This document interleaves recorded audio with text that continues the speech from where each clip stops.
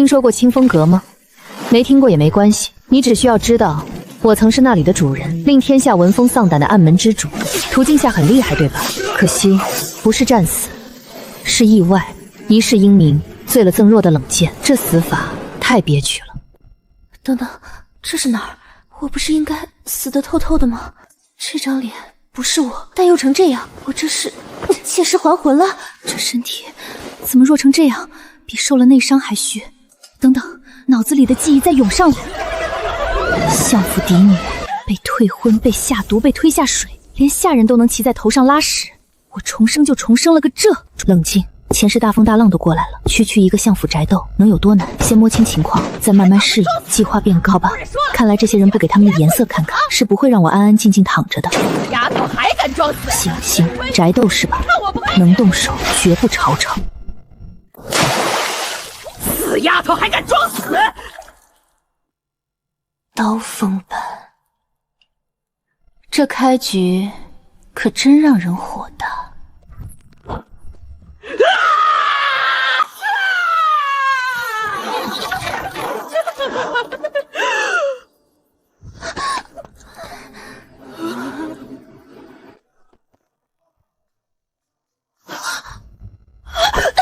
天哪，嬷嬷怎么自己飞出去了？妹妹，我好害怕，我这副残躯连风都吹得倒呢。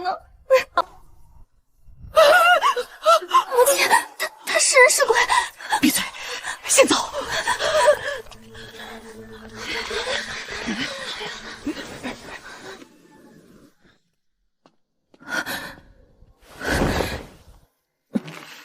这身体太弱了，才一脚就没力气。来都来了，那就陪你们好好玩玩。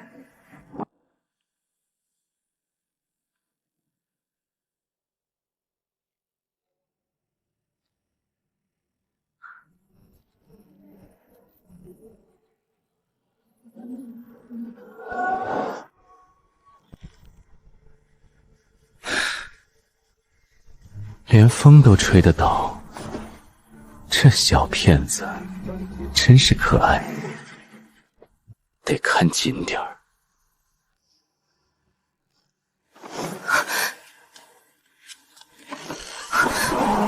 有人在看。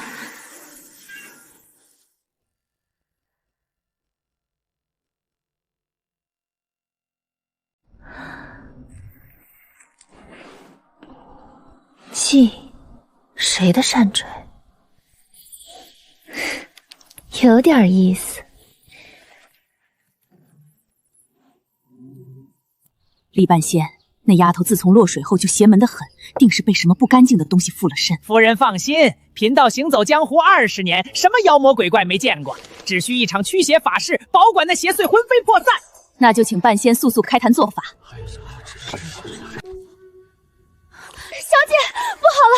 夫人请了个道士来府上，说要给小姐驱邪。驱邪？好啊，正好活动活动筋骨。天灵灵，地灵灵，太上老君快显灵，邪祟退散，急急如律令。母亲，这是做什么？女儿好怕。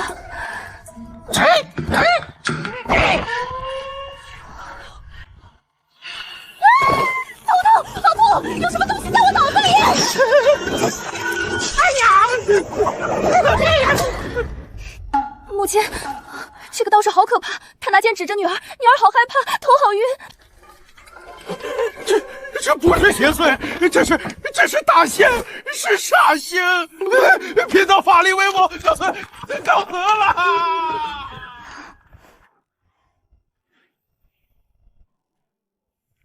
相府那边有什么新鲜事？回王爷，王氏请了个江湖道者去府上驱邪，结果被大小姐吓得落荒而逃，法器都不要了。本王看中的人果然不一般。清风阁那边的旧档查得如何？属下查遍了所有卷宗，清风阁前阁主确实已于1年前身世，但他生前最后一战的细节与这位大小姐有几分相似。继续查，查清楚和清风阁请府到底是什么关系。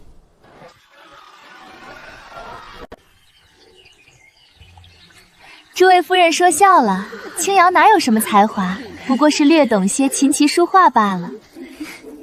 姐姐怎么一个人坐在这里？不去赏花吗？这边池塘里的荷花开得正好呢。姐姐，你说，要是你现在从这里掉下去，大家会不会觉得是你自己不小心？姐姐，不要推我！救命！姐姐，推我下去！救命啊！救命啊！行吧，陪你玩玩。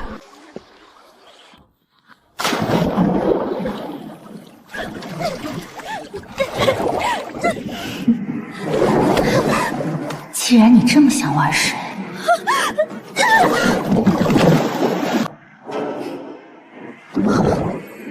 下次想玩，找个高明点的手段。这种落水戏码，我前世看过的比你吃的饭还多。妹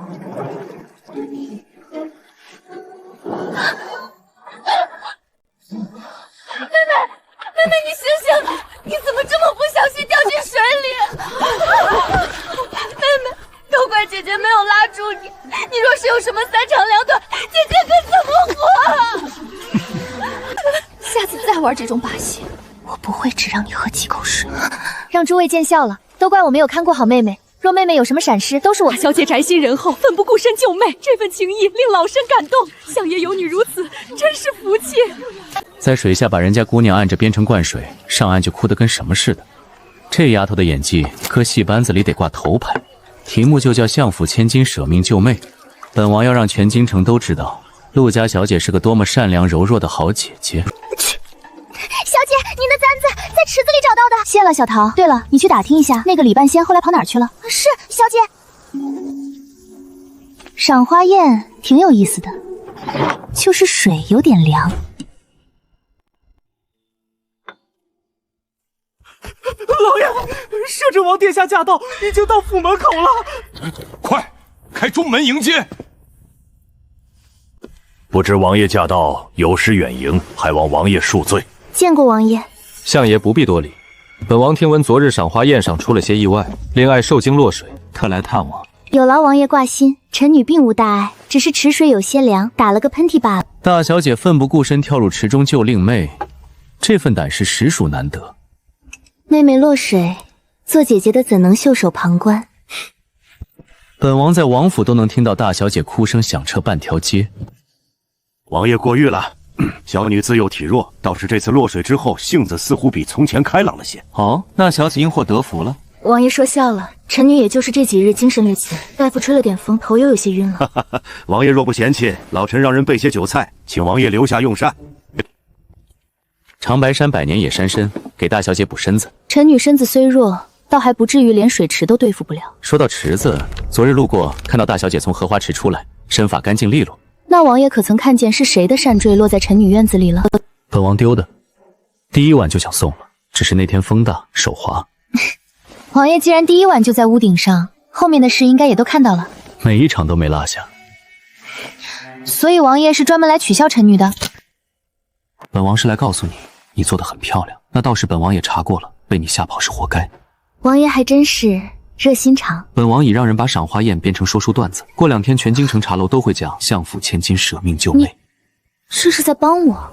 不是帮你，本王只是喜欢看你演戏。以后想做什么就去做，出了事本王兜底。王爷这话可不要后悔。摄政王怎么跟他走得这么近？母亲，他根本就是个怪物，不能硬碰硬了。过2日是太后寿辰，太后最讨厌不懂规矩的丫头，让太后亲自来收拾他。大小姐多保重身子，改日本王再来看你。臣女会好好调养的，定不辜负王爷送的山参。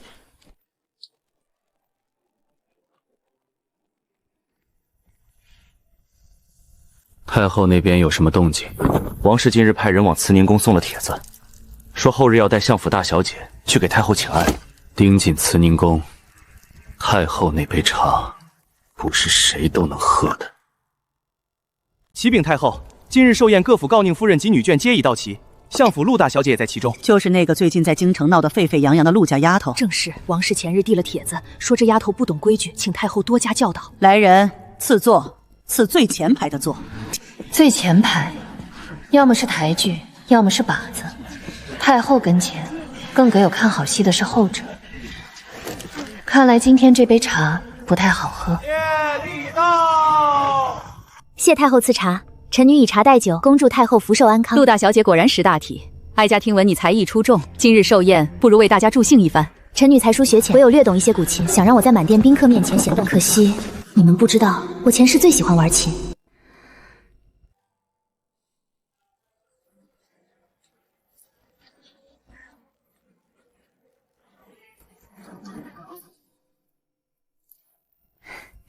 臣女献丑了。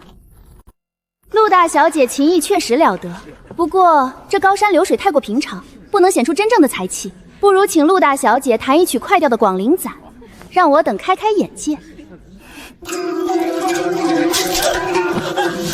刘姐姐，你怎么跌倒了？是臣女弹得太难听，吓着姐姐了吗？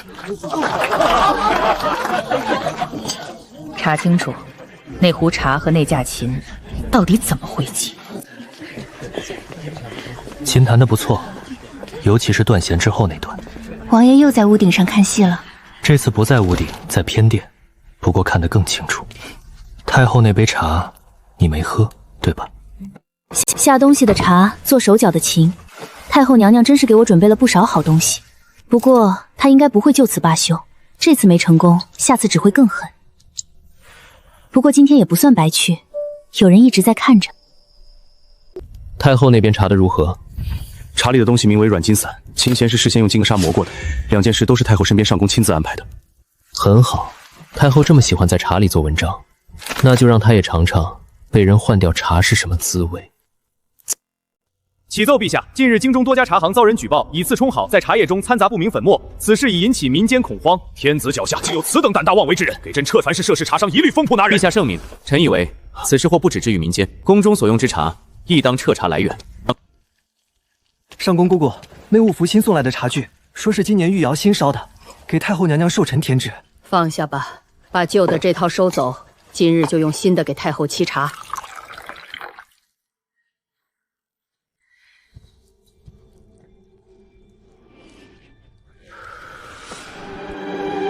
这茶是谁沏的？太后娘娘息怒，真和往日一样。内务府新送来的茶，查清楚这套茶具经了谁的手。王爷，慈宁宫那边已经闹起来了，太后砸了茶弹，下令彻查内务府。只是茶苦了一点，比起他给陆清歌准备的东西了。那个上宫，他亲手在陆清歌敲了琴弦。王爷应该自己领罪吧？是。第一笔还清了。小姐听说了吗？太后宫里出了事，说是茶具被人动了手脚，太后气得把茶盏都砸了。茶具被人动了手脚，昨天她在我茶里放了东西，今天她的茶就苦得喝不下去，这不是巧合，是有人在给我出气。王爷下手还挺快。太后宫里出事，查来查去查到上宫头上，上宫是娘家的远房亲戚，万一他供出我们来，母亲不会查到我们头上吧？我们只是递了个帖子，上宫不敢供出我们，他知道他家小儿子还在我手里安排着差事，但太后这条路暂时不能走了。那就这么放过那丫头，她昨日在寿宴上出尽了风头，现在京城都在传她琴艺无双。小姐，这家茶楼最近很火，说书人天天讲一个新段子，叫相府千金舍命救妹。她还真让人编了段子。话说那日赏花宴上，陆家大小姐见庶妹落水，二话不说纵身一跃，在水下把妹妹拖出水面，自己却险些溺水。陆大小姐，楼上雅间有位爷，请您上去坐坐。茶楼说书，太后茶盏，王爷今天的议程安排的挺满。太后年纪大了，喝太浓的茶对身体不好，本王这是关心长辈。歪理一套一套的。萧介林，一定是萧介林，整个京城敢在慈宁宫动手脚的只有他。既然你护着那个丫头，那哀家就更不能留她了。找宫外的人，既然宫里的人靠不住，那就用外面的人。他今天在茶楼说，太后那边的事儿只是开始，太后不会善罢甘休。她是宫中几十年的老人，手里还有我不知道的牌。不过她有一张牌，我有王爷，这局不算亏。太后这是要动真格的了，一个相府千金，至于吗？此人不是寻常千金，寿宴上当让这马店高宁的面断弦进士，10万两银票。10万两，这价位配得上我亲自动手。3日之内，世上不会有陆清河这个人。小桃，别回头看，城一铺门口那个戴斗笠的跟了我们半条街了。你现在去王府找门府报我的名字，就说我在后巷等他。来吧。跟了这么久，不累吗？出来吧。10万两的人头果然长得很标致，别怕，我下手很快。10万两，谁出这个价？太后吗？死人不需要知道太多，动手！10万两，谁出这个价？太后吗？死人不需要知道太多，动手！10万两确实不少，但你这几个手下连给我当热身都不够。毒刃，看来你不是来比武的，是来杀人的。这才有意思，杀一个会功夫的，比杀一个废物更有趣。回去告诉太后，下次想要我的命，派更贵一点的来。10万两不够。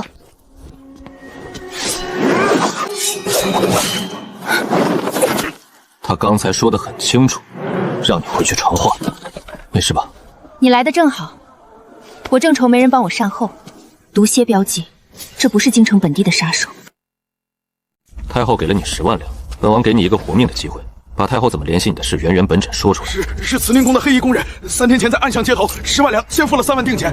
留你一条命，回去告诉太后身边那个人，下次劫头这条巷子，本王会让人守着。扇子破了就换一把，这个扇坠我给你留着。你一直带着它？随便带的，别多想。正好，我的给你，2颗凑一对，以后见面不用暗号。那3个杀手已经连夜出城，属下按您的吩咐没有拦截，让他们回去报信。太后知道任务失败会有下一步，是否要在慈宁宫加派人手？不必，他下一步不会在宫里动手，借一个入侵外面的出面的局。朝中有人提议命相府女眷在接风宴上行献茶礼，这道折子是太后的人承的。北朔使臣贺连峰代我大汗向大梁皇帝致意，愿两国罢兵言和，永为兄弟之邦。使臣远道而来，朕已命人备宴，请入席。哀家听闻陆家大小姐茶艺出众，今日北朔使臣远道而来，不如就让他来为诸位使臣奉茶。又是茶，这宫里的人就没有别的花样了吗？茶是好茶，不过大梁号称礼仪之邦，却让一个未出阁的女子给外臣奉茶，这是看不起我北朔，还是大梁没有懂规矩的人了？在我们大梁，能亲手为贵客可哈是主人家最大的诚意。但今日代天子奉茶，使臣是觉得天子不够格吗？大小姐伶牙俐齿，是本使失言了。不过大梁若真有诚意，何不让大小姐也尝尝我们的北朔奶茶？本朔特别带了草原上的奶砖和茶饼，大小姐请尝尝，这可是我们草原上最尊贵的待客之道。谢使臣款待。不过臣女有一事请教，使臣这把匕首上的楔纹，臣女好像在哪里见过。前几日在京城后巷，有3名刺客试图刺杀臣女，他们用的兵器上也刻着这样的先替使臣收着，待大理寺查清刺客与这标记的关系，再决定是否归还。王爷既然有公务在身，本使不便干涉。不过此事定是误会，北朔与刺客绝无瓜葛。是不是误会，查了便知。使臣放心，大梁不会冤枉一个好人，也不会放过一个坏人。副使袖子里有一封密函，刚才出刀时漏了半角。王爷，密函中查到北朔与京中数省官员的往来信件副本，涉及的官员名单已整理，呈上来。太后的那只女婿，难怪记着议和。边关粮草被克扣的使臣那天离境，在这之前，本王要你把这份名单上所有人的罪证都收集。今天那匕首上的标记和楔刺的一模一样，看来太后找的人跟北朔使团也有牵连。王爷应该已经开始查了，他的动作从来不会慢。敌国细作，太后内职边关粮草，这局棋越来越大了。大小姐，王爷在街尾茶摊等您。穿成这样也挡不住你那把扇子。你的木赞也掩不住你那双眼。说正是那边，北朔副使正在跟太后的人街头交接。你的人跟上了吗？两边都跟了。那封密信的内容，今晚会抄一份送到你桌上。你这么帮我，不只是因为觉得我有趣吧？一开始是，但现在有人敢动你，我就动他全家，不管对方是江湖杀手、北朔使臣，还是太后。那我也不客气了，以后有人敢动你的江山，我替你守着。陛下，臣有本奏：兵部郎中赵床克扣边关粮草，私通北朔，证据确凿。克扣军粮3成，虚报粮草损耗，收付北朔贿赂，共计白银8万两。赵崇，你好大的胆子！陛下饶命，臣是被冤枉的。冤枉？你克扣的粮草让边关将士3个月没吃饱饭，你私通北朔的信件，本王已从北朔副使手中截获。这封信上，你答应你的私印，有边翼在义和使臣的画押，将边关3城防务图交给他们的承诺。来人，带去赵崇顶戴花翎，押入天牢，兵部一应账目，交由摄政王全权彻查。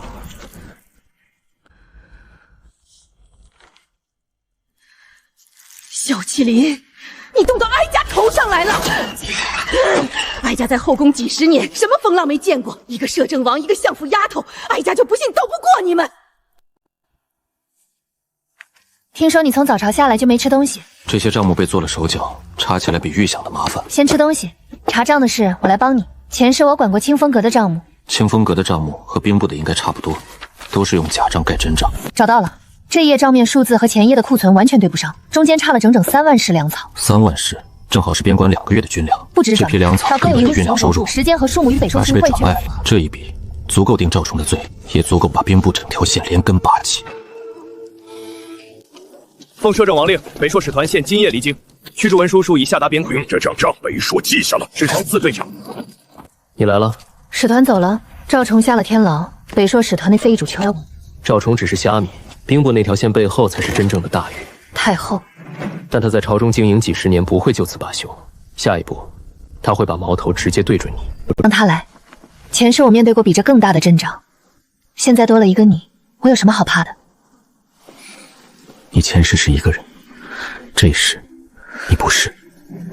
2颗玉珠都在你这儿了。娘娘，赵崇一天牢在天中什么也没说，射出往来无从翻案。哀家知道，赵崇这颗棋已经废了，但他不是哀家最后一张牌。北朔使团被驱逐，正好他们在路上出事，在边境上动手。有那2个都在我这儿。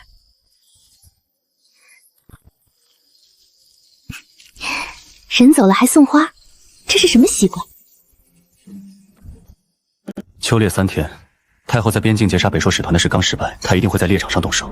属下已将暗卫全部部署校尉，每个暗哨点都有双人轮值。不够，再加4个。是，大小姐，属下这就去安排。不会比蝎子级别低。小姐，您真的要去秋猎？往年您都称病不去的。今年不一样，有人会在猎场上等我，一颗带着，一颗留着，万一弄丢一颗，还有一颗。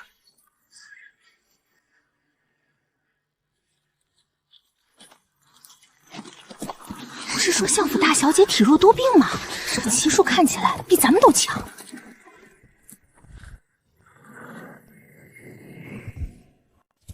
太后的人应该会在围猎最混乱的时候动手，到时候你留在我视线之内。你视线之内，是你留在我视线之内才的。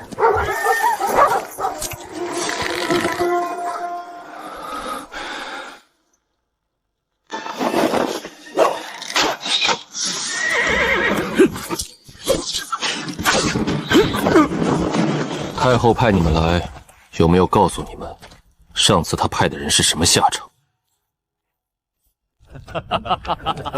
摄政王，陆大小姐，你们今日猎获如何？回陛下，猎了几只不长眼的兔子，肉太柴，不值得呈上。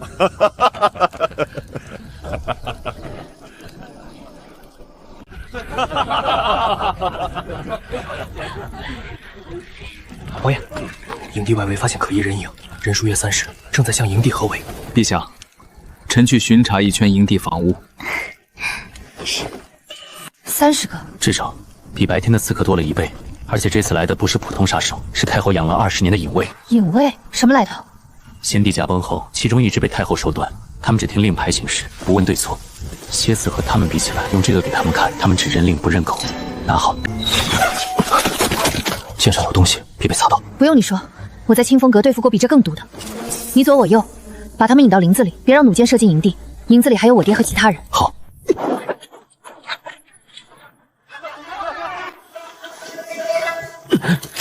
4个追1个，太后还挺看得起我。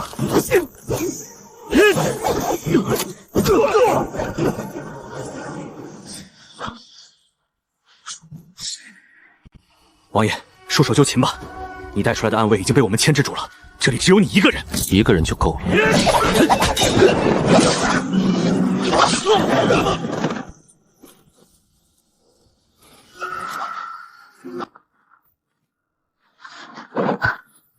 你那边几个？5个，你呢？4个，比你少1个。你来还是我来？一起吧，省时间。手。不碍事，没破皮。你的帕子怎么是我衣服的颜色？碰巧，别多想。还你，这个太贵重，你自己收好。今晚这仗打完，太后手里还有多少牌？影卫是他最后一张王牌，今夜折损殆尽。他现在只剩1个人，他自己。那你打算怎么动他？回京之后，我会在朝堂上把赵崇的罪证和太守买隐士的令牌一并呈上，帮我稳住相府。你爹是朝中让文官集团保持中一件事。碰巧月白色帕子刚好和我今晚衣服同色，摄政王府的绣纹刚好是竹叶，我的名字里有个歌字，他却绣了一片竹林，真拿你没办法。王爷，营卫残部已全部收押，今晚共俘获28人，营地内无人伤亡。王爷，您怎么知道太后会让他的人在今夜动手？因为今夜是他在猎场上最后的，一旦回京城，一旦有他见证，他太急，他太急就会犯错。囚猎族刺客已将全数抄回，摄政王有何本奏？臣有3本。第1本，兵部郎中赵崇克扣边关粮草，私通北朔，经审讯，皆为先帝遗留白银8位残部，他们听命却走，已在御阵为令牌。第3本，与北朔使臣一结暗中往来之人，赵崇背后的真正主使是太后娘娘。摄政王，太后请许，你可知你在说什么？3份共计28人的画押供词，太后仅不仅勾结印证。陛下，臣请求召太后娘娘当庭对质。太后娘娘，陛下传旨，请娘娘即刻前往太和殿与摄政王当庭对质。娘娘，他有什么资格与哀家对质？摄政王呈上了影卫的供词、北朔副使的亲笔信，还有赵崇大人的供述，陛下已经看了。备教，哀家去会会他。太后，物资朝廷的密信，这些供词，你可有话说？至于可以伪造，何来构供给之说？哀家本后团结就本厨艺。相府嫡女陆清歌奉旨携人证供词入殿。陛下，这是北朔副使虚不言被驱逐出境前留下的亲笔供词。他在供词此行名为议和，实为与立后女婿太崇上议边关3城防务图交易。一个未出阁的相府丫头，你不讨厌？臣女今日站在这里，被影卫刺杀的目标之一的身份。太后，你还有什么话要说？实无行，没有哀家，就没有你的今天。太入现在战变清和增敌叛国，罪无可赦。来人！到底是什么一个人？先帝父在案，他的人还没出边境，就被臣栽的儿子。好手段！臣女只是相府嫡女，不过比太后想象中更难杀一点。结束了，太后软禁，赵崇下狱，就离这北朔里的鱼台了。不是我自己拆的，有人帮我递了锤子。彼此彼此，你也帮我挡了不少箭。太后的事结束了，以后应该不会再有人往我茶里放东西，往我琴上做手脚了。不过没了太后，以后的日子会不会太无聊？这么晚了，王爷有事？没事，就是觉得今晚月色不错，想问问你，要不要去屋顶看月亮？第一次见你，你就是站在这个位置上。你当时在院子里演，连风都吹得到。我看完了整场戏，那时候我就想，这小骗子。现在呢？还觉得我是骗子吗？不是骗子，是我这辈子见过的最有意思的人。太后的事结束了，以后你打算做什么？兵部要重整，边关粮草要补齐，还有北朔这次议和是假，太实是真，他们不会就此罢休。所以你接下来要忙边关的事？不只是边关，太后虽然被软禁，但她在朝中几十年，根系不是一天能拔干净的。这扇子你补过了？那日挡了毒刃，扇面破了个洞，让人用同色丝线补的，补得不好，但还能用。扇子破了就换一把，你是摄政王，又不是没钱。换了就行了，这个扇子上就没有这个刺的孔，有替你挡箭时刻的印，还有你刚才手指碰过的地方。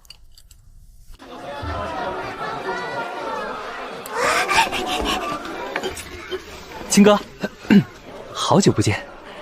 我听闻你近日在京城名声大噪，连太后寿宴上都出尽风头。我当初退婚是鬼迷心窍，你能否……顾公子，如果我没记错，当初退婚的时候你说宁娶庶女，不娶废物。那是我年少无知，被小人蒙蔽。青哥，你大人大量。顾公子，当日你退婚之后，我在荷花池里差点淹死，那时你在哪儿？我在继母手里挨打的时候，你又在哪儿？顾公子，我早已不是当初那个跪着求你回心转意的陆青哥了。以后在路上遇到，麻烦你绕道走。你不怕我回去告诉我爹顾家与相府的交情？晚了的话，我京城百姓茶余动画不聊的就不是相府千金舍命救妹，而是顾公子当街求复合了。那个人就是顾长京。是顾家三公子当初退了大小姐的婚。最近的生意是不是有几桩在边关？是顾家商队在边关有3处货站。边关最近不太平，让人给顾家递个消息，建议他们把货站迁到南边去，越快越好。顾长明居然还有脸回来，看来京城最近的新闻他是一件都没听说。他当时在茶楼上吧，看完了整场戏，也不下来打个招呼。不过也好，这种事我自己处理就行了。让他下来，顾长明今天就不是走着出那条街了。顾家商队突然要前往南方了。你今天走正门，太阳打西边出来了。以后都走正门，屋顶上风大。我来跟你说一件事，北朔在边境增兵，我后日就要出征。去多久？快则2月，慢则半年。我走之后，京城的事都安排好了，暗卫留一半给你。这个你带着，2颗玉珠凑一对，你1颗，我不要暗卫。等你回来，我让你平安刻来，再凑回来。摄政王，朕等你凯旋。臣必不辱命。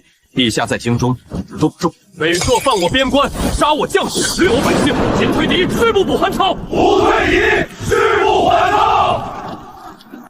小姐，王爷走了，您不去城门口送送吗？不去，昨晚在后花园已经送过了。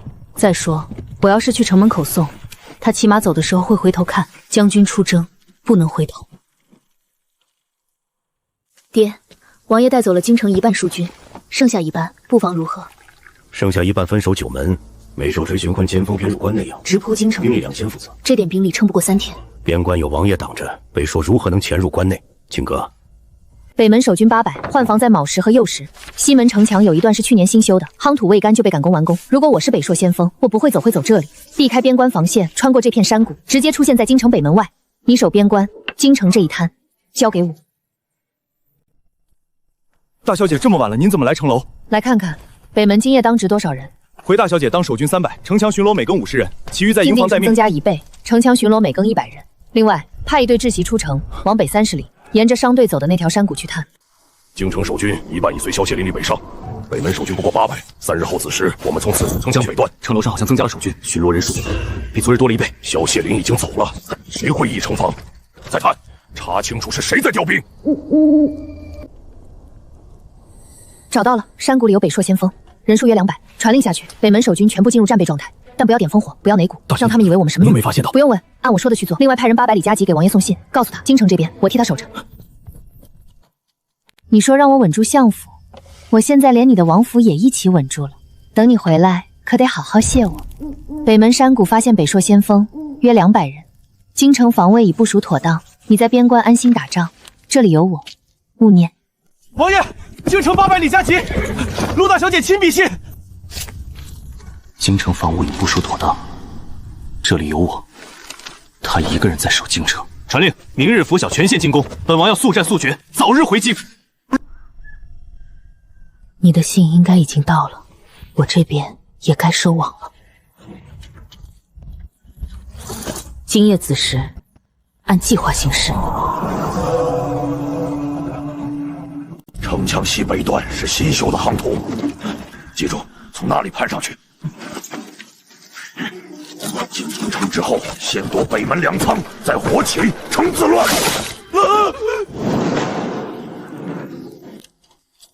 大小姐，他们攀上来了，人数比探报的多，至少200。第2箭，不退的话，下一箭射的是云梯最下面一级。不要怕，他就一个人，所有人抓钩上场，谁能第一个翻上垛口，赏黄金100两。大小姐，太多了，要不要点燃烽火求援？不用，今晚的风向会北风，应就是点火。你带50人加住城墙西北段，不用跟着他们拼命，把他们推下去就行。这些人我们自己解决。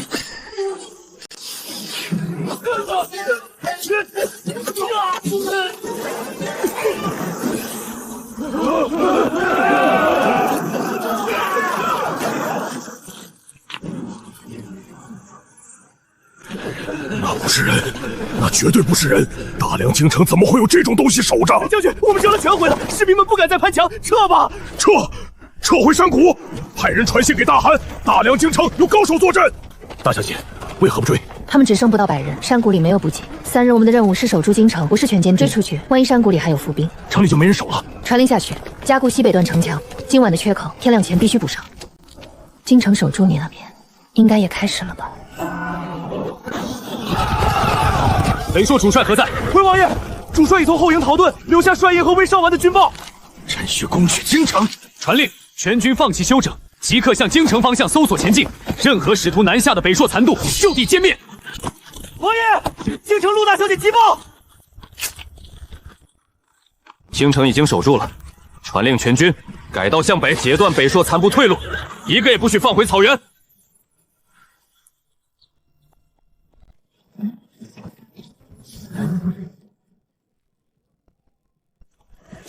王爷，前方30里便是京城北门。探马回报，京城未损罪分毫，北门城楼上有守军列阵迎接。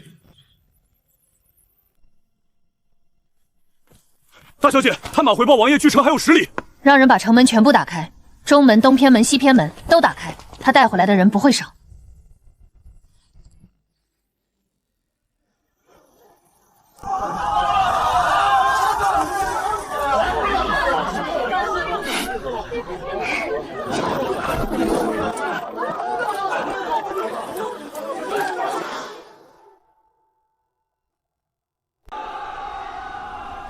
抓钩擦的，不碍事，已经上了药。信我收到了，京城守得很好，比我预想的还要好。你那边呢？军报说你破了北朔大营，自己挂了彩没有？差2寸。你手下那些亲兵是干什么吃的？箭不是我挡不掉，是我没挡。那一箭射来时，我正在看你的信。下次看信的时候先挡箭，信又不会跑。好，下次先挡箭，再看信。一颗在边关挡了刀，一颗在京城守了城，都还活着。对了，我在北朔大营里找到一份旧档，上面提到清风阁1年前被围剿的那一战，但射箭的人是太后爱我安插在清风阁里动手的。太后安排的内应是谁？档案里只写了代号，但那个人在你死后就从清风亭消失了。我让暗卫顺着这条线查下去，在太后被软禁的当天逃离了京城。他往哪儿去了？北朔，暗卫已沿路跟上。我回来就是想告诉你，这件事还没结束。等查清那个人的下落，我陪你去。去做什么？清风阁主的仇，清风阁主自己报，我只负责帮你清场。摄政王殿下，你这些话锋利，可都是你自己说的。本王从不收回说出口的话。王，华元一说君专日不负责阁主进报，太后被长行及他连夜出城，火焰也会有前内。追，我要见人，他逃到北朔哪里，都给我带回来。北朔新汉今日早朝后，打算在京城举办场议和大典。阿史那杀虎逃回去为了。前世那根冷箭的债，原来还有一笔利息没收。损，原来是你。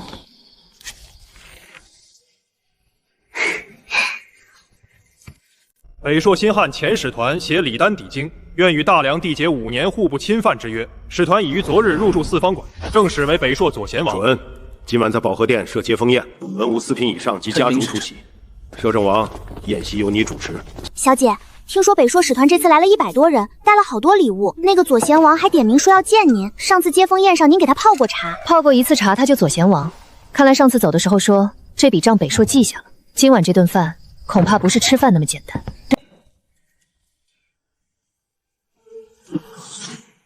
原来你在这里，损！大梁皇帝陛下，北朔愿与大梁结为兄弟之邦。本使此次携2马1000匹、裘皮1抛为礼，以表诚意，请陛下满饮此杯。陆大小姐，数月不见，风采更胜往昔。上次在接风宴上，本使失礼了，今日特来赔罪。左贤王，不知道小姐可否赏脸，与本使对饮一杯？左贤王，陆大小姐不胜酒力，这杯酒本王代饮。那个人，你认识？前世在我身后跟了5年的人，他就是太后安插在清风阁里的内应。他刚才没认出你，你的脸和前世不完全一样。他只见过我前世的脸，这张脸他不会往那个方。你想怎么办？在京城动他会打草惊蛇，北朔使团有外交。不用在京城动他，等议和结束，他跟赫连峰回北朔的路上。这是暗卫今天查到的东西，5天，你有5天时间准备。5天够了，够我给他准备一份久别重逢的见面礼。他连身份都换了。从清风阁护卫到北朔边军百夫长，这些年他没少换东家。使团会在5日后离京，护送找梁县，交出基于养出集团东北歇役。驿馆在城外，周围是荒山，不敢有这么动静。冀州驿馆，5天后。我一个人去。一个人去可以，但带一样东西。这是案子，我让暗卫改造，那弩兵都去筑基里升空。我在京城。你呢？贺连峰这次带了100多人，其中有多少太后旧党？这颗你留着。上次出征你带了1颗，这次我出门你留1颗，扯平。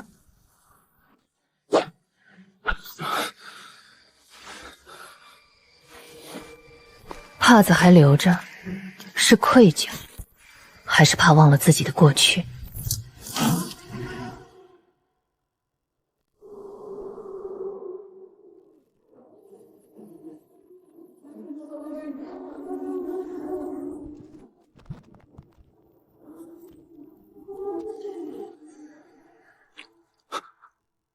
你是谁？5年不见，不认得我了？损！不可能，阁主已经死了，我亲眼看到那支箭射穿，你这张脸不是他。但这个还记得吗？你在我周身这5年里稳了5年，你没见过1000次，也见过800次。哦，你是阁主，你是来报仇我方的。我之前隔了秋台告诉他你那天晚上的行踪，只是告诉行踪。那箭头上的毒呢？太曾弄到清风阁特制的冷箭。射箭的人不是我，是太后安排在北上的弩手。冷箭你给行踪你卖的，这条帕子是清风阁的旧物，你不配留着。你放心，我不杀你。你的命留给暗卫带回京城，你欠清风阁的供词，在大理寺慢慢写。他说的那个北朔弩手还得继续查，不过今晚旧债清了第1笔。王爷，冀州急报，大小姐已于今夜在后山截住目标，目标被生擒，未放想见。一个人生擒，连想见都没用，他比我想的还要利索。京城这边的收网如何？回王爷，北朔使团驻7重已查明的3名太后旧党，共全部监控到位，只等王爷下令。收网7个人同时拿，不要惊动贺连峰。他这次是来签议和文书的，使团里混了太后旧部这件事。是，属下也安排妥当，今夜子时动手。你那边了断了旧债，我这边也该清账了。等两边都清了，我去接你回京。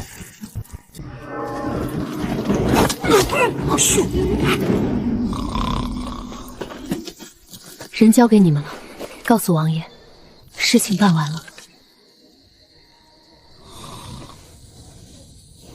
清风阁没了，太后倒了，损被抓了，剩下的债，北烧那个弩手不着急，这笔账可以慢慢算。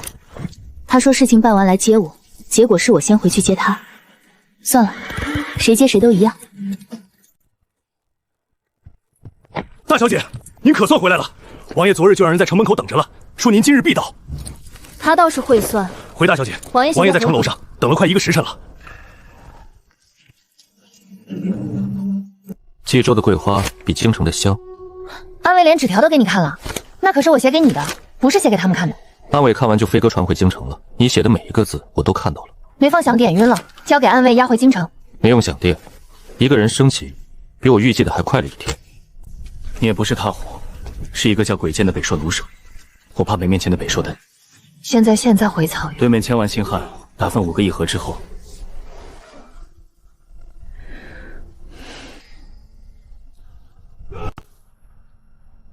神弩营，他欠过刺客。我让安卫他的50，弩击力倒是悬赏弩的3倍，陛下以何运转？这部分阡陌，当阿史那沙虎的护卫。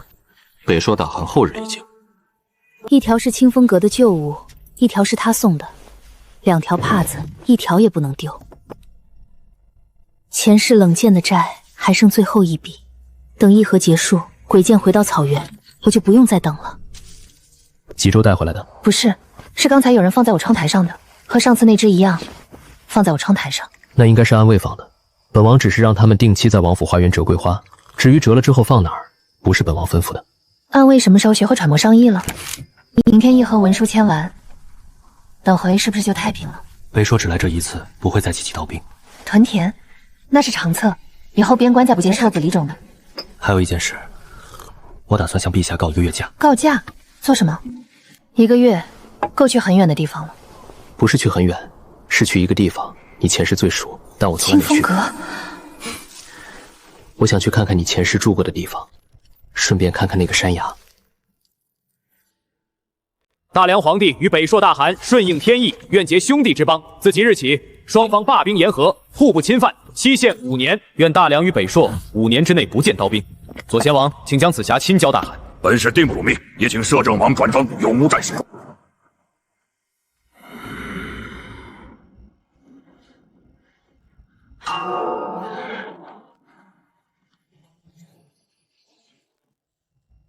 请。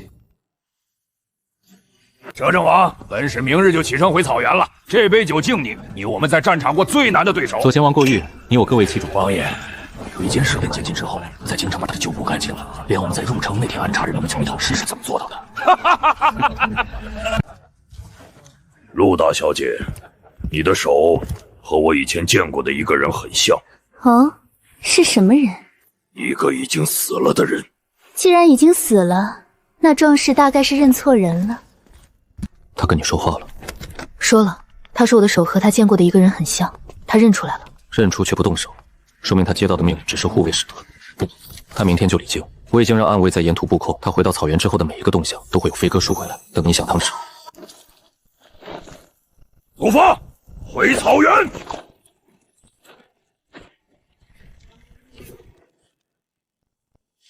目标已厘清，沿途暗哨已就位。鬼剑已出去用关，案情倒有过。他的弩机射程是多少？暗卫从他在四方馆房间中测过弩机价位，300步。我不会该就是死在那个距离上。下次去我陪你，2个人的距离比300步近得多。议和签了，你说要陪我去清风阁，京城真的太平了。萧纯去了，北朔有引贵剑关在大理寺，列的仇人名单在回草原的路上。不急，先去了再说。明日出发，轻装简从，就带2匹马，沿途安卫不会跟，你说了算。从这里到清风阁，快马4天，沿途经过3座城、2道山、1条河。你前世走过这条路多少次？不下100次，不过每次都是一个人。这是第一次有人跟我一起走。那就走路你熟，你领路。过了这条河，再走1天山路就到了。你上次走这条路是什么时候？1年03个月前，出事那天，我骑马出山，笋跟在我身后。那时候这次不一样，这次你身后的人是我。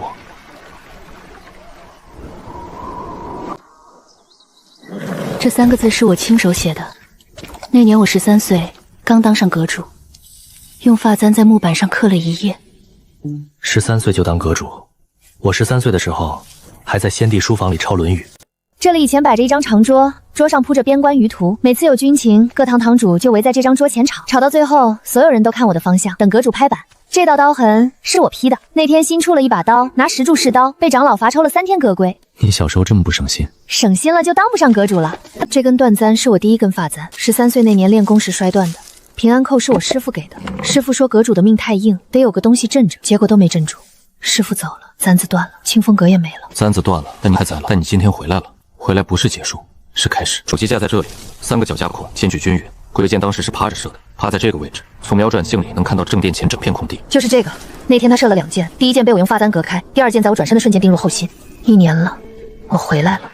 物归原主，这支剑的债，将来你亲手讨。以前每到这个时辰，山门外会点灯，阁中弟子练功收队，伙房开饭，整座山都是人声。现在只有我们2个。不冷清，以前人多是因为大家都需要清风阁，现在清风阁没了，我也不是以前的阁主了，但坐在我旁边的人。这番话每年都来一次，你每年说1遍，比以前所有人都重。 2颗珠子都在这儿，陪我守过京城，陪我来过清风阁，以后不管去哪儿都不会只带1颗了。等我们从这里，你的仇人没回去，名单清零之后，你有什么打算？打算跟你商量名单清零之后的事，不过今晚不急，今晚先看星星。前面是青石镇，今晚可以在镇上过夜，明天再走1天就能到京城。青石镇，我听说过，每年入秋有庙会。你想去逛庙会？堂堂摄政王逛庙会？现在不是摄政王，斗笠一戴，谁认得出来？这山楂比京城酸。庙会的糖葫芦酸才是正宗，甜的是哄小孩的。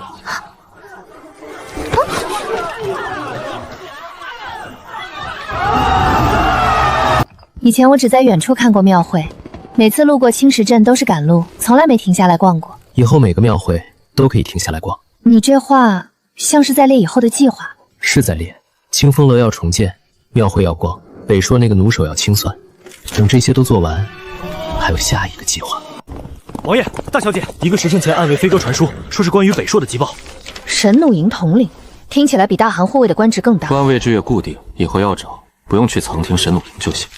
那就让他先把神弩营整顿好，等我们去收债的时候他跑了。神弩营在王庭西北角独立营区，离大汗京兆1里地。正好，远离京兆，动手时不会惊动太多人。不急，他刚到王庭，见不到4空盘的300人训练，让他死在自己训练的300人面前。时间你定，暗卫已从北朔王庭飞鸽传信回来，鬼剑每天的行程都有想去，随时可以出发。断的簪子，碎的平安扣，2颗玉珠，2条帕子，前世的东西和今生的东西全在一个盒子里了。太后倒了，舜在大理寺，鬼剑在草原，等最后一个名字也划掉，这个盒子就可以封起来，不用再打开了。傍晚收到的最新飞鸽传递，鬼剑已是正式出任神农统领。夏凯上抽差记后，他预感的没错。我让暗卫继续盯着，他哪天出王庭，哪天去打猎，哪天巡视兵坊，全部记录。等你觉得时机到了，等时机到了，我们动身，一起去。没损。你说他当年被派北朔潜伏数年没有音讯，他在北县如果潜伏了这么多年，为什么现在突然现身？也许是因为鬼剑扩编神弩营，他从王内回太后了，是吗？不管他是为什么，他提供的一个情报很清楚，北朔神弩营派了刺客进京，目标是你。这3个人现在可能已经渐渐到现场。那就让他们来。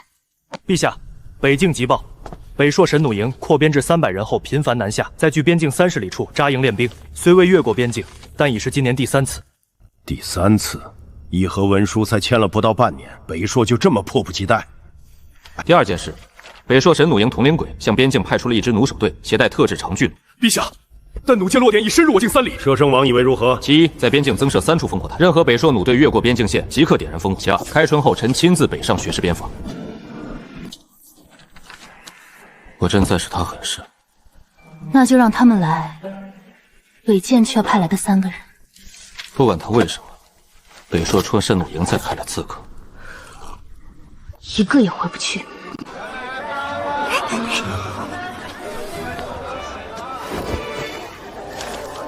小姐，这张喜鹊灯没的好看，贴您窗户上肯定好看。买2张，一张贴我窗户，一张送到圣正王府给王爷书房。除夕补习午夜，你的相做完卫士已经动手，走前面，我带暗卫封后面。年宴我的告去，年宴3席15宴，后巷这一段都解宣着罪所有人中，他们一定会选后巷。 3个人，一个也别想回去。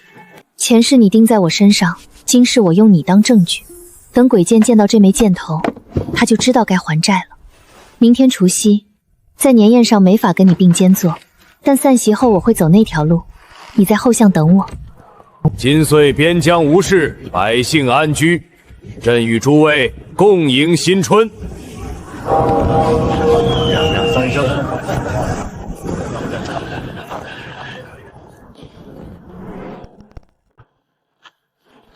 别躲了，选了这条巷子就出来吧。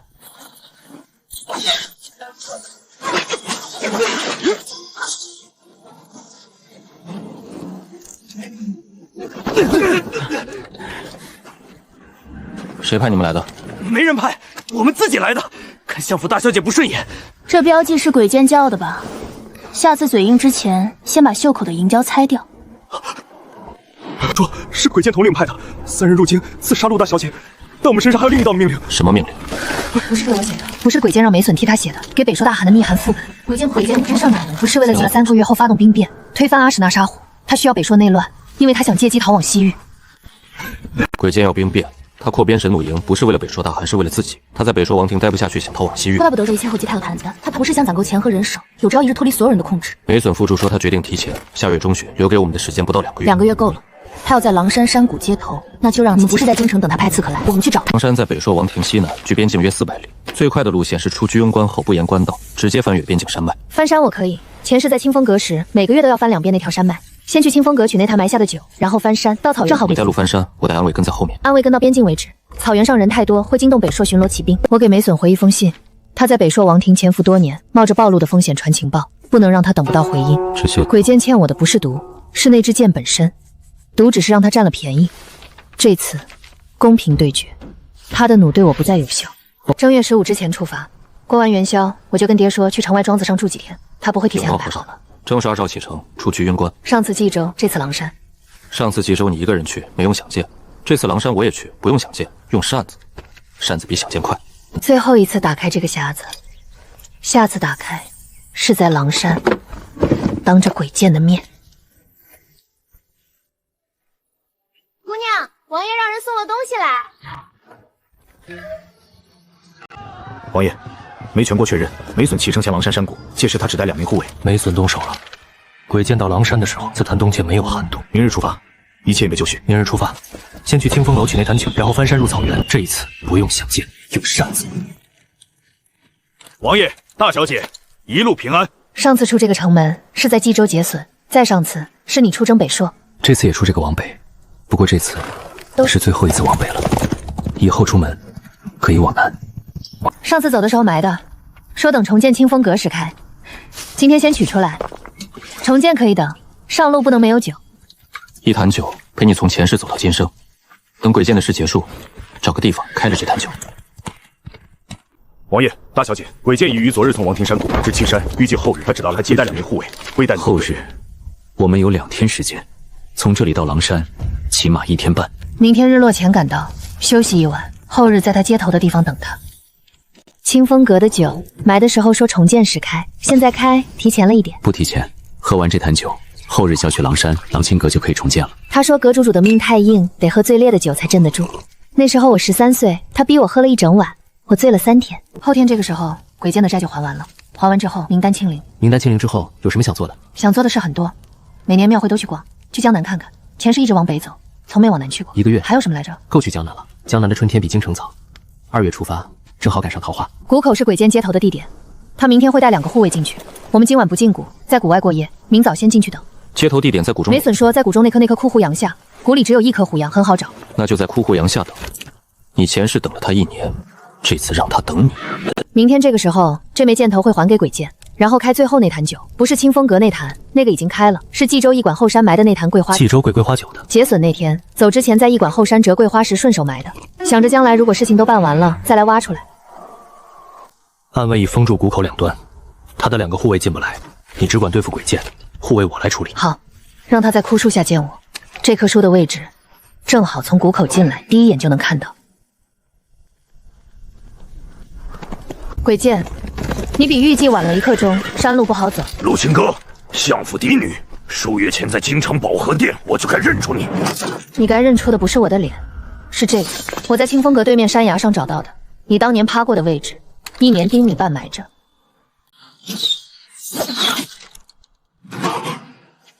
箭头上的毒什么时候换的？你身边有个叫梅隼的人，他以前是我的暗桩。你让他替你写密函的时候，他顺便把你这3个月退的所有箭头全换。弩废了，但我不只靠弩。在神弩营训练之前，我是北朔边军百夫长，打了20年仗。百夫长，那正好便宜，我不发簪对你崴刀。刀下从不留活口。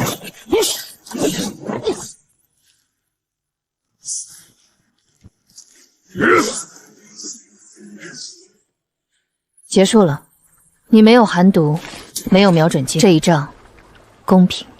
公平，我认。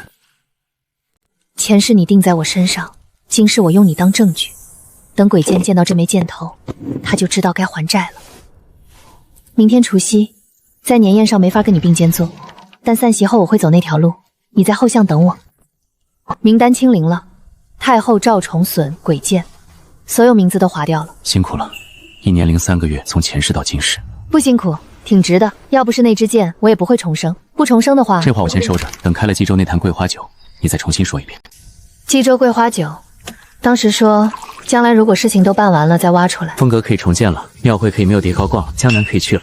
还有一个事，你上次说名单清零之后有什么打算？多久？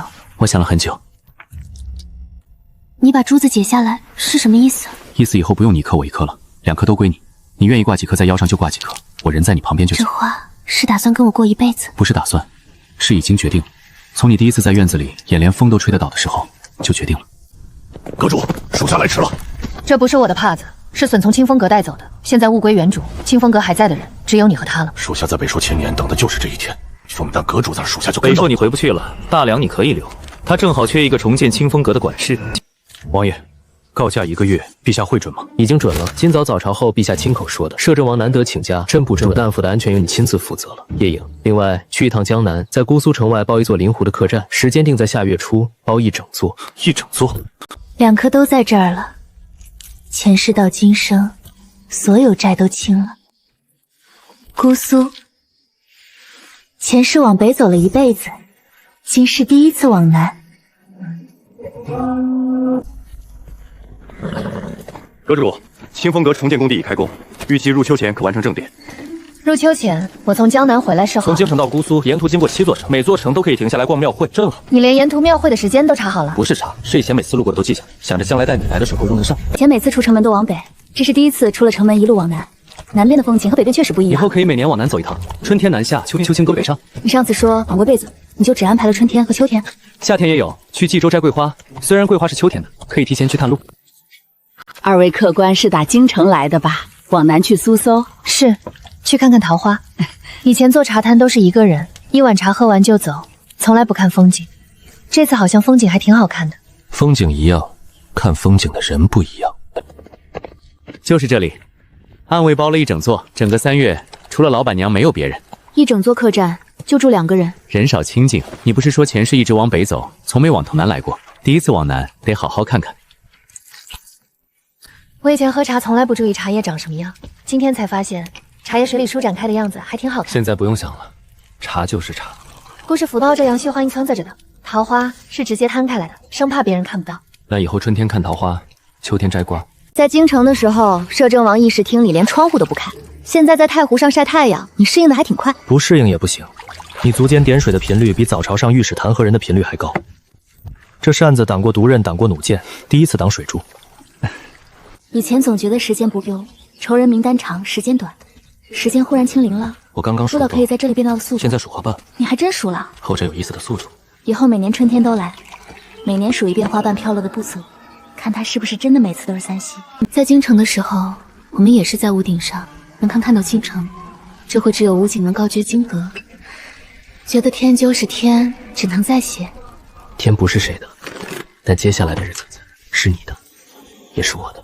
暗卫最新飞鸽传书，北朔那边阿史那沙虎在鬼剑政变阴谋败露后，边境至少能太平无1年。那5年之内不用再往旧城，连带着伤口的源头都没。不只是神弩营，鬼剑走了，往南的路未走完。 5年，听说姑苏的城里城逛，还有松鼠桂鱼，我这辈子还没吃过。这就是姑苏的街，和京城不一样，京城街上全是叫卖声，这里的叫卖声像唱歌，吴侬软语，连讨价还价都像在念诗。京城没有这个味道，甜里带咸，还有荷叶香，姑苏人真会吃。前面那家茶楼，2楼靠窗的位置能看到整个山塘街，过去喝一盏。己直属于北边，清风阁在山上，山在北边。后来到了京城，京城的屋顶上才能看到全城。一个地方好不好，不但它在南在北，是看跟谁一起去。知道东边。那你接下来的计划是什么？告假1个月，还剩20天。20天，过去扬州看琼花，回城路过清风阁，正好赶上上梁。那你放。去了姑苏，再去扬州、杭州、镇江，回来每次都往南，也许又可以去过住几天，不是每年告一次。听说西域有一种花，只在月光下开。你还记不记得，在狼山孤独我问你，你说从立院子连蒙都吹得倒的时候就决定了。记得。我当觉得点儿，韩佛林说在长门亭说过请谈，我大概也是在那个时候决定的，只是那时候我自己还不知道。姑娘，你们下次来姑苏还住我这儿，我给你们留最好的房间，就是2楼那间，窗外桃枝伸进来的那间。一定来。下次来的时候，您教我蒸松鼠桂鱼。这就是琼花，前世听说过，从没见过。真江边书周之太之都是扬州黑，不一样。书上画的是5瓣的，其实是8瓣。上次扬州往杭州也有，你是最办的却是开来开去。你连隋炀帝挖运河是为了看琼花都知道。在摄政王府书房里看了10年书，这些书终于派上用场了。门州在渊关荷花，我习过长江，原来2条水颜色都不一样。过了长江就是江南，波苏正殿今天上梁，江南长匪水成了，我们回去正好赶上挂匾。匾额上梁是大事。阁主，正殿已上梁，山门石柱昨日立好，只等匾额。匾呢？比我13岁刻的那块好，笔画更稳。属下在阁主身边跟了5年，学了3成比例。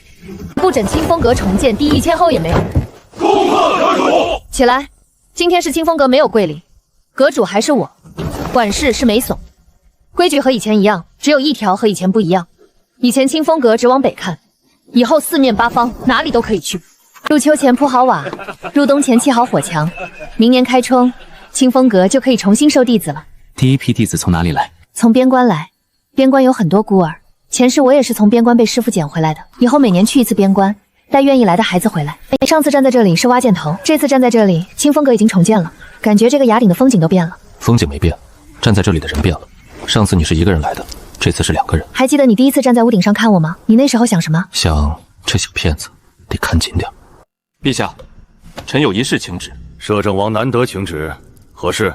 臣请旨，求娶相府嫡女陆清歌，请陛下成全。准。摄政王萧下临陆清歌，择吉日完婚，朕亲自主礼。奉天皇帝诏曰：相府嫡女陆清歌德才兼备，秀外慧中。二人请郑王萧议和，特赐婚，择吉。臣女领旨谢恩。钦此。你爹在朝堂上站了20年，今天第一次在早朝上点头点得心甘情愿。上次在狼山山谷，他把珠子解下来给我，说2颗都归我。昨天在清风阁悬崖上，我又还给他1颗，1人1颗。今天圣旨就到了，这些旧东西以后不用再翻出来看了。以后要存的东西是圣旨，是婚书，是新的东西。圣旨收到了，你什么时候在早朝上请旨的？我爹回来说，满殿都被你吓得不轻。占了模反不知，今日倒给他一消两抗。爹当然早就知道，他说你在太和殿上请旨的时候，声音比平时上奏军情还大。后排御史听旨。那没签了个告假了，以后还有4季，日后每年告假，一辈子别告假。摄政王年陛下，萧继林的假条交给你。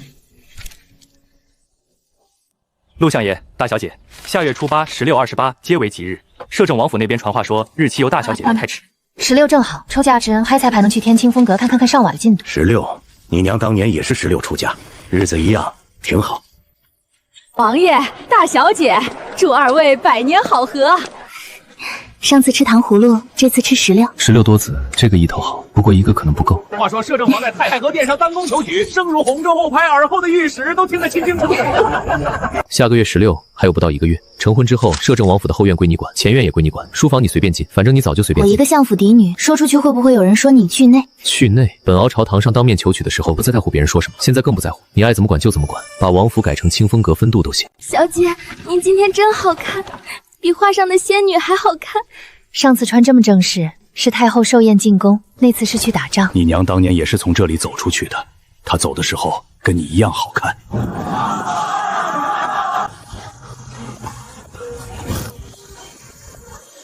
大小姐，16，给您多子多福。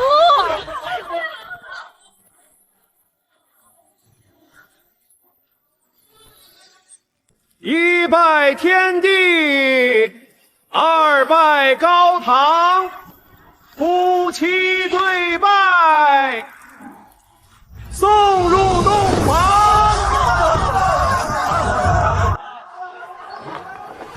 你用洗清挑盖头的姿势，像是第一次做这件事，手都在抖。就是第一次，以后也只有这一次。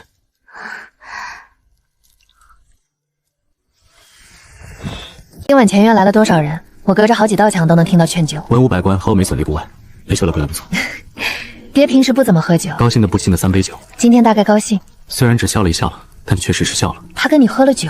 他说：“王爷，属下在北朔潜伏时，从没想过会今天。3颗玉珠，2颗是你给的，1颗是我还给你的。以后不用数了，反正都在家里。家，以前这王府只是摄政王府，从今天起是家。你还记不记得第一次在这个屋顶上，你说得看紧点儿？人在家里，跑不了。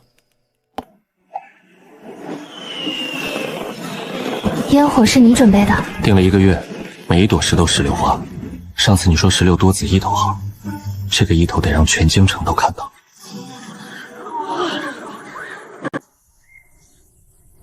以前在朝堂上看了你无数次抽簪的动作，我以为很简单。插反了，3头白玉兰花应该朝前。今天有什么安排？婚后第1天，摄政王还要上早朝吗？王府住得惯吗？后院那株石榴树，听说是从相府移过去的，比在相府时开的还好。我们书上，后院归他管，书房有就可以。好，你娘若在天有灵，看到今天也该放心了。阁主，今年共收新弟子23人，其中11人来自边关，12人来自周边村镇，最大的16岁，最小的9岁。9岁的那个叫什么？阿林，腿再分开半寸，马步扎稳了，将来学什么都不会倒。前世那张舆图只标注了北朔，这张新的标注了北朔、西域、东海、南疆，四面八方都在这张图上了。明年开春，明年开春还有半年，这半年先把清风阁的弟子训好。阿玲的马臂带入了洞，我想教他第1套簪法，然后带他去姑苏吃松乳桂鱼。那家店老板娘还欠我们一笼蒸糕。王爷、王妃，这次是往南，先去姑苏吃松鼠桂鱼，再去杭州看西湖。告假1个月，折子陛下已经批了。阿玲昨天送行的时候说，等我回来，他的马步就能扎满1炷香了。1炷香，那得带一份好礼物回来。姑苏的松子糖，上次忘了买。姑娘，王爷，你们又来了，正好正好，桃花开的最好的一季就是这几天，还是2楼那间房，窗外桃枝伸进来的那间。去年在这里看桃花，说每年春天都来，今年真的来了。明年也来，后年也来，每年都来。3颗玉珠，前世加今世，所有的债都还清了，所有该来的人也来了。这颗你收着，以后我们出门的时候，你1颗，我1颗，家里留1颗。我们要到哪里？子后年真田，南边有姑苏，京城有家。